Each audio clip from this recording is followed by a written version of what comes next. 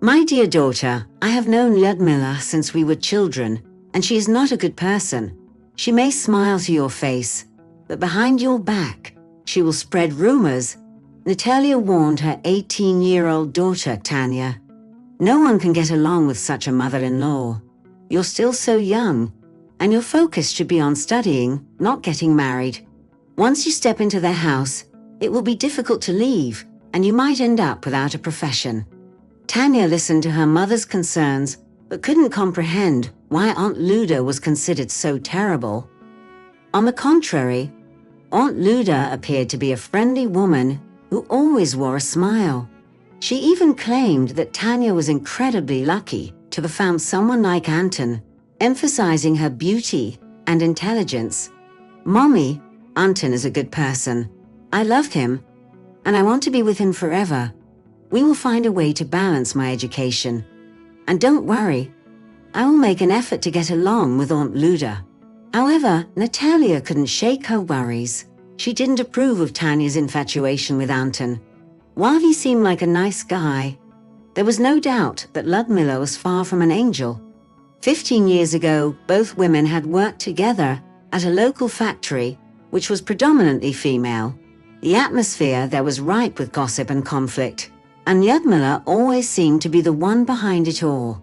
She wouldn't let a day pass without making someone cry. Her toxic behavior eventually caused most of the staff, including Natalia, to quit. It was only when the management realized that Lyudmila was the root cause of the high turnover that she was fired. Yet Tanya paid no heed to anyone's warnings. She loved Anton deeply and was willing to go to any lengths to be with him. It didn't matter to her that Anton insisted they live with his mother, citing her struggle to manage the household due to her back pain and other ailments. Tanya was a bright and joyful person who couldn't fathom the idea of ever having a disagreement with anyone. She was more than capable of taking care of household chores on her own. Her mother had taught her how to cook, do laundry, and even make preserves for the winter. And for anything she didn't know, either her mother or Aunt Luda would guide her. Anton would also provide assistance. Though her parents tried to dissuade her, Tanya remained steadfast in her decision to marry. They went ahead with the wedding, enjoying the festivities, and Tanya's married life promptly began. However, after just 1 week, she realized her parents had been right all along. Aunt Luda underwent an immediate transformation, constantly grumbling and criticizing her daughter-in-law. It seemed that Tanya couldn't do anything right. Her cooking was subpar, her laundry skills were lacking, and even Anton's love for her was called into question. Throughout the day, the mother-in-law aimlessly roamed the house, seeking opportunities to criticize and belittle the girl. In the evenings, she would tearfully complain to her son about his wife's supposed quietness and rudeness in his absence. She would accuse her of maliciously adding excessive salt to Lyudmila's soup, even going so far as to deny her a simple cup of tea, and instead serving her boiling water, all out of spite. Tanya would cry, desperately trying to explain to her husband that these accusations were false and that it was actually the mother-in-law who tormented and offended her. But Lusum would believe his wife's tears, and yet in the midst of Tanya's sorrow, there was a silver lining. Fortunately, Tanya found solace in her work. She secured a job as a nanny in a kindergarten, where her tidiness and kindness endeared her to both the children, the teachers, and even the parents. The atmosphere in the kindergarten was so warm and inviting that Tanya found herself reluctant to return home, knowing the torment that awaited her there. And so she endured the daily humiliations inflicted by her mother-in-law, witnessing her husband growing distant. She couldn't even confide in her own parents, burdened by shame as their previous warnings echoed in her mind. 3 years later, Tanya discovered she was pregnant. She hoped that this news would bring tenderness and compassion from her husband, that perhaps even her mother-in-law would soften her stance. However, her hopes were shattered. Her husband displayed no joy upon learning of her pregnancy, and as for Lyudmila, she was furious. "What do you think? That I'll suddenly do everything for you now? Well, no, nothing of the sort. We, as a matter of fact, gave birth in the fields and survived just fine. Tanya desired to contend that her mother-in-law categorically did not deliver her child in the field. However, she hesitated to approach her, fearing that it would only result in another upheaval and her saying something to Anton. Anechka came into this world, a dainty beauty resembling her grandmother Natalia. Nikolay and Natalia were overjoyed, but Anton never set foot in the hospital. Even Tanya's parents came to fetch her and her newborn. When her daughter inquired why Anton hadn't appeared, they evaded eye contact and disclosed that her husband had brought Inna, the boss of the supermarket, who happened to be 5 years his senior, to their abode, with Tanya's belongings in tow. He declared that he no longer wanted his daughter, especially since Tanya couldn't find common ground with his mother. As they departed, Lyudmila hollered that this new wife would be wealthier and faster than Tanya. Although Tanya detested the idea of returning to that abhorrent house, tears streaming down her face, she still held on to hope that she could persuade her husband to live separately from his mother.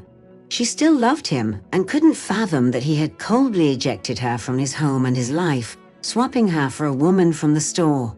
However, her dear little daughter managed to divert her attention, and her parents enveloped her with such tenderness and affection that she realized how greatly she had yearned for that warmth. She sensed it and found solace, ultimately exhaling a sigh of relief. After 6 years had passed, Tanya tied the knot and departed from the community. Pavel, who was Igor's father, and whose son attended the daycare where Tanya worked as a caregiver, showed up at Tanya's doorstep unexpectedly one day, bearing flowers. He presented the blooms to Natalia, lavishing her with praises as the finest woman in the world, for she had brought such a magnificent and lovely daughter into the world. He then turned to Nikolay to express his desire to offer his daughter his heart and a blissful future. Tanya was taken aback by his proposal. She could barely utter a word. She had harbored feelings for Pavel, frequently musing about him, yet she restrained herself due to the fact that he was married to another, even avoiding his gaze. And yet there he stood proposing to her. Pavel disclosed that his wife had fallen for another and was expecting their child, and he confessed a sense of relief, admitting his long-standing love for Tanya, not his wife. Little Anechka watched the unfolding scene with curiosity. "Mom, does Igor's dad want to be my dad too?" she whispered to Tanya, gently pulling at her dress. "Will Igor be upset? We're pals, and I don't want us to fall out, but I'd like a dad like that too." Anya added wistfully, a flush creeping into her cheeks as everyone around her burst into laughter for reasons she couldn't understand. Tanya, Pavel, and Anechka relocated to a nearby town, joining Pavel's parents. Tanya worried needlessly about them being like Anton's mother, but they proved to be remarkable individuals. Their household radiated respect and tranquility. Before long, little Vanechka came into their lives. Time flew by, and 26 years passed. Tatiana's father, Nicholas, had been absent for some years, and Pavel's parents had long since departed. However, Natalia remained in her old home, steadfastly refusing to move in with her daughter. Tanya frequently visited her, providing assistance whenever needed. On one such visit, Tanya ventured to the store to buy groceries and unexpectedly ran into Anton. At first, she didn't even recognize him, as he had become disheveled and much older in appearance. Despite looking 70, he was not yet 60. Anton caught sight of Tanya and let out a delighted gasp, exclaiming, "Tanya, is that really you? You look absolutely stunning. I bet you don't even have to work, spending your days at beauty salons unlike us regular folks here." Tanya responded with a confident smile. "Why wouldn't I work? I'm actually an elementary school teacher. I earned my degree through a correspondence program. And looking good isn't difficult when you're loved and respected." Anton Anton grumbled in his usual grumpy manner. Well, well, well. Where do we stand now? Are you still mad at me? No, Antosh, quite the opposite. I'm actually grateful to you, Tanya replied. And how is Aunt Luda? Is she doing well? Anton wrinkled his nose and muttered, Oh, she's alive all right, but she's an old nutcase. I have to lock her up in the room to prevent her from causing any trouble. Inka tries to reason with her, but it's a futile effort. Tanya expressed her desire. Can I see her and say hello? It's been such a long time. It's not far from here, right? Sure, you want to go and greet her.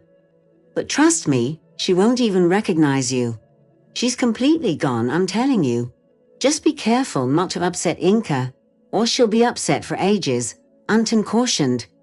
Tanya had no intention of causing trouble.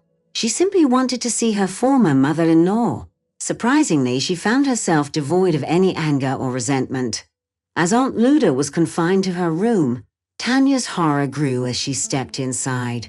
The room emitted a putrid odor covered in dust, while the old woman lay on a filthy bed in a tattered robe.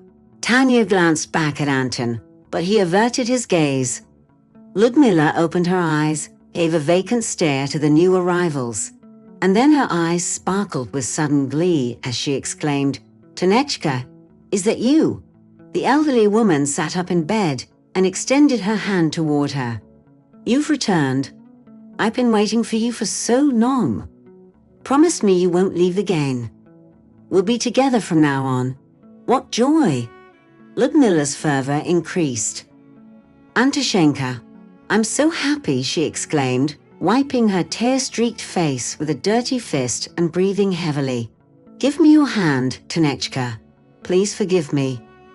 Tanya burst into tears, embraced the old woman, reassuring her that she had forgiven everything long ago and that everything would be okay. But after a moment, Ludmila pushed her away and turned to face the wall, retreating into her inner world once more.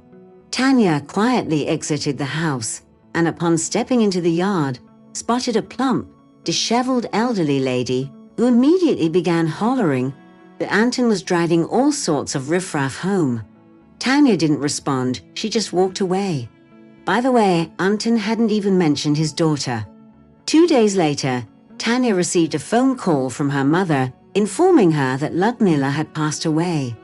Kashiana went to a church, lit a candle for her former mother-in-law, and 2 weeks later, she brought her own mother to live with her.